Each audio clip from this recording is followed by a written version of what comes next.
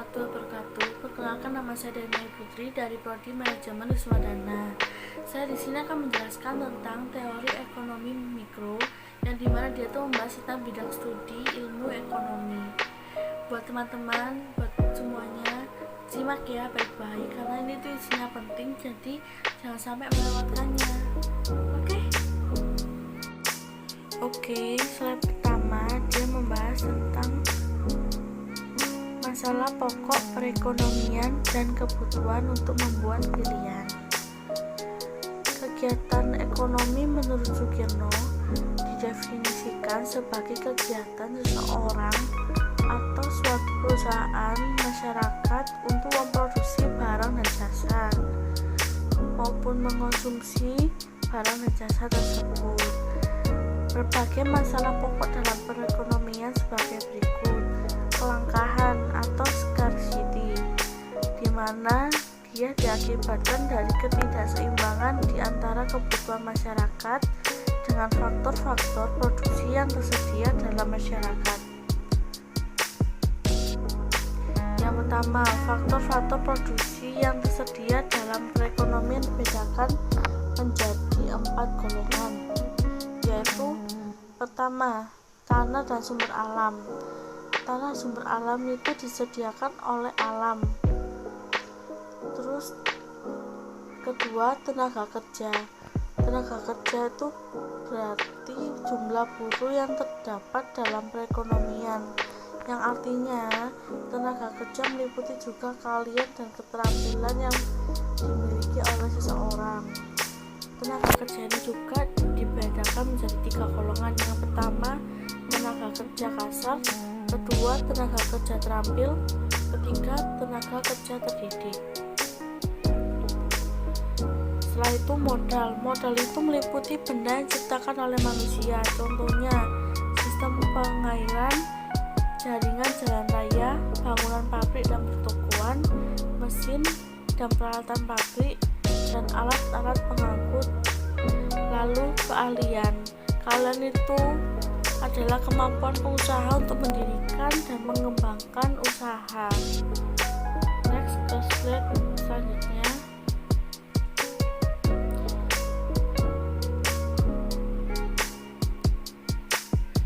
Yang kedua ini membuat pilihan untuk memaksimumkan kesejahteraan, yaitu yang dimaksud membuat pilihan itu dapat dilihat dari 2 segi, dari segi penggunaan sumber daya yang dimiliki dan dari segi mengonsumsi barang yang dihasilkan.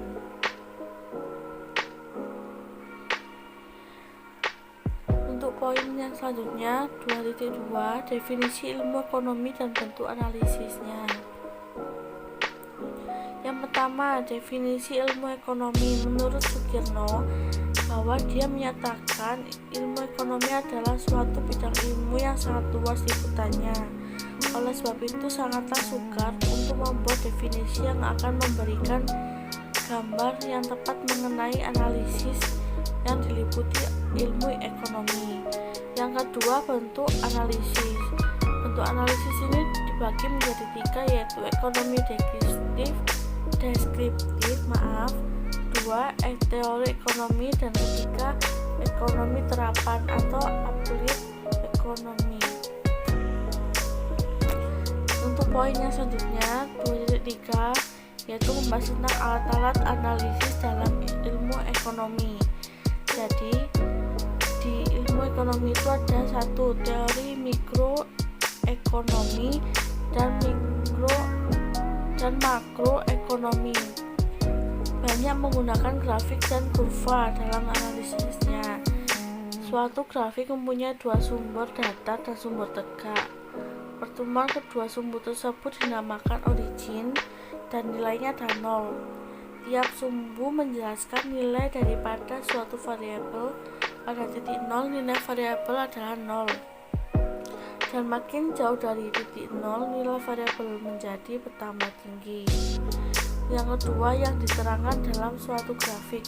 Jadi penggunaan chart atau grafik akan membantu menerangkan teori ekonomi sebagai contoh pada hukum permintaan, yaitu apabila harga mengalami perubahan maka jumlah barang yang diminta juga data akan mengalami perubahan.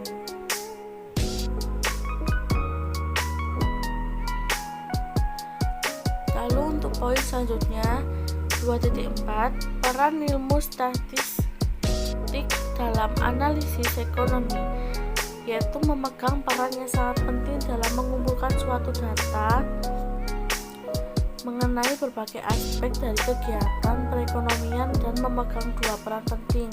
Yang pertama, dia menyediakan berbagai jenis angka indeks untuk menunjukkan kecenderungan perkembangan variabel ekonomi tertentu dari waktu ke waktu. Yang kedua, dia menguji atau menyelidiki kebenaran pandangan yang dikemukakan teori.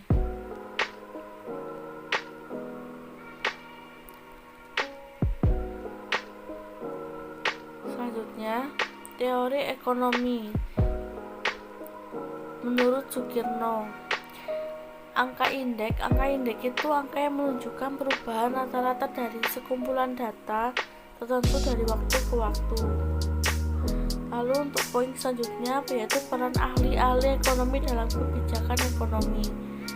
Yang pertama, dia itu meramalkan keadaan yang akan muncul di masa yang akan datang.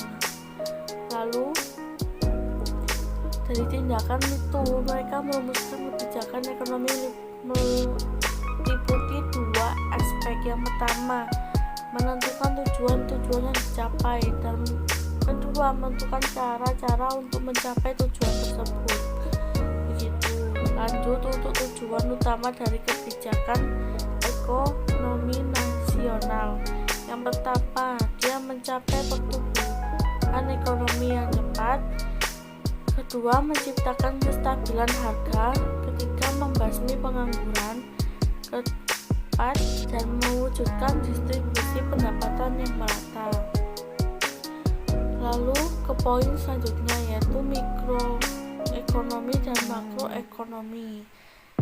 Teori mikroekonomi sendiri menurut Sugirno mengatakan bahwa dapat didefinisikan sebagai bagian dari ilmu ekonomi yang menganalisis mengenai bagian-bagian kecil dari keseluruhan kegiatan perekonomian.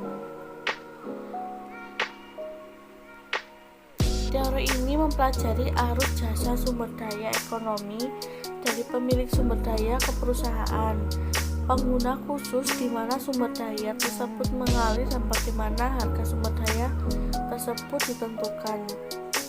Yang pertama, interaksi di pasar barang, yaitu merupakan penggabungan dari berbagai jenis pasaran barang. Yang kedua, interaksi di pasar faktor. Yang dimaksud sini adalah interaksi penjual dan pembeli pasar faktor produk. Lalu selanjutnya ada teori makroekonomi. Menurut Sugirno, teori makroekonomi merupakan analisis ke atas keseluruhan kegiatan perekonomian. Analisisnya bersifat global dan tidak memperhatikan kegiatan ekonomi yang dilakukan unit-unit kecil. Analisis ini merincikan pengeluaran agregat kepada 4 komponen. Yang pertama, pengeluaran rumah tangga, konsumen rumah tangga, pengeluaran pemerintahan, pengeluaran perusahaan atau investasi, yang terakhir ekspor dan impor.